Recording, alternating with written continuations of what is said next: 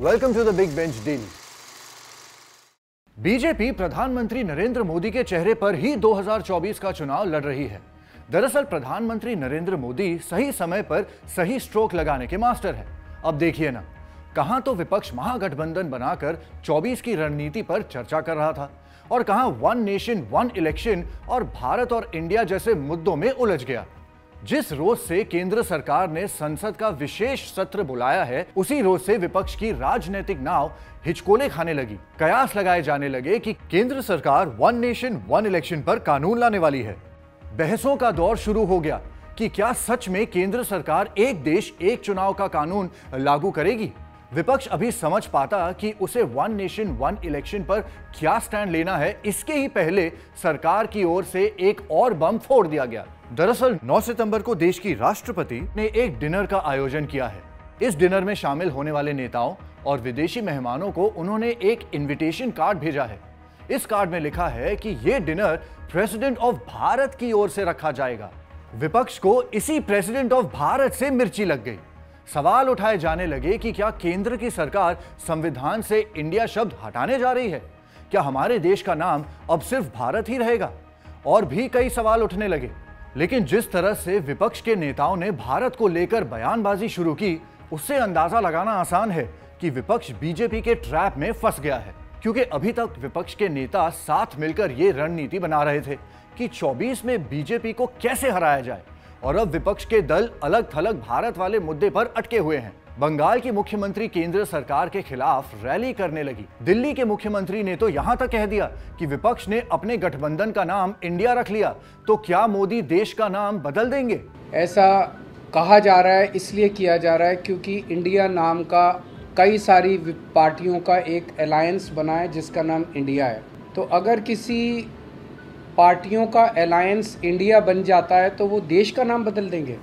इतना ही नहीं, केजरीवाल तो यहां तक बोल गए कि अगर विपक्ष अपने गठबंधन का नाम बदलकर भारत कर लेगा तो क्या मोदी देश का नाम बदलकर बीजेपी कर देंगे? कल मान लीजिए इस इंडिया अलायंस ने अपना नाम बदल के भारत रख लिया, फिर क्या भारत का नाम बीजेपी रखेंगे? केजरीवाल ने यह बयान क्यों दिया, ये तो वही जाने। मगर आप लोग तो जानते ही हैं कि आम लोगों के इमोशंस को केजरीवाल अच्छे से जानते हैं।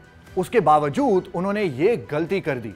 मगर केजरीवाल ये भूल गए कि जब वो चुनाव में जनता के बीच जाएंगे तो क्या समझाएंगे? क्या ये कि इंडिया नाम ज्यादा देशभक्ति वाला है और भारत कम देशभक्ति वाला? बात अगर कांग्रेस की करें तो कांग्रेस की ओर से इसका सबसे पहला विरोध जयराम रमेश ने जताया था। जयराम रमेश ने कहा था कि यह संविधान पर हमला है। अब जयराम रमेश ही बताएं कि जब जनता उनसे पूछेगी कि कलकत्ता को कोलकाता आपकी सरकार ने किया, बॉम्बे को मुंबई आपकी सरकार ने किया, मद्रास को चेन्नई आपकी सरकार ने किया, तो ये सब नाम बदलना क्या संविधान पर हमला था? दरअसल विपक्ष के साथ अक्सर यही होता है। जब भी विपक्ष किसी रणनीति पर आगे बढ़ता है, बीजेपी कुछ ना कुछ ऐसा जरूर ले आती है जिससे विपक्ष डीफोकस हो जाता है। हर बार देखा गया है कि बीजेपी जाल बिछाती है और विपक्ष उसमें फंस जाता है। दरअसल विपक्ष को लगा कि वो जनता के बीच ये मैसेज देगा कि केंद्र सरकार देश के नाम से इंडिया हटा रही है, मगर हुआ इसके ठीक उल्टा। बात यह होने लगी कि अगर देश का नाम भारत रखा जा रहा है या सिर्फ भारत किया जा रहा है तो बुराई क्या है? देखा जाए तो विपक्ष ने एक ऐसे मुद्दे में अपनी सारी ताकत लगा दी जिसकी कोई जरूरत ही नहीं थी। यह एक संवेदनशील मामला था जिससे जनता सीधे जुड़ती है, और विपक्ष ने जिस तरह से केंद्र सरकार का विरोध किया, उससे केंद्र सरकार के लिए जनता के मन में नेगेटिव की बजाय पॉजिटिव छवि बनने लगी। अब द बिग बेंच पर बैठकर सोचने वाली बात यह है कि इंडिया शब्द से प्यार दिखाकर विपक्ष साबित क्या करना चाहता है? आखिर वो जनता के सामने क्या बताएंगे कि इस नाम को इसीलिए नहीं हटाना चाहिए था क्योंकि इस देश को करीब 250 साल गुलाम रखने वालों ने इसे दिया था। कनॉट प्लेस का नाम राजीव चौक करने वाले किस मुंह से जनता से यह कहेंगे कि सरकार ने देश का नाम इंडिया से हटाकर भारत कर दिया? आपके इस टॉपिक पर क्या थॉट्स हैं, हमें कमेंट सेक्शन में जरूर बताइए। और ऐसे और इंटरेस्टिंग वीडियोस देखने के लिए देखते रहिए द बिग बेंच, बैठ के सोच।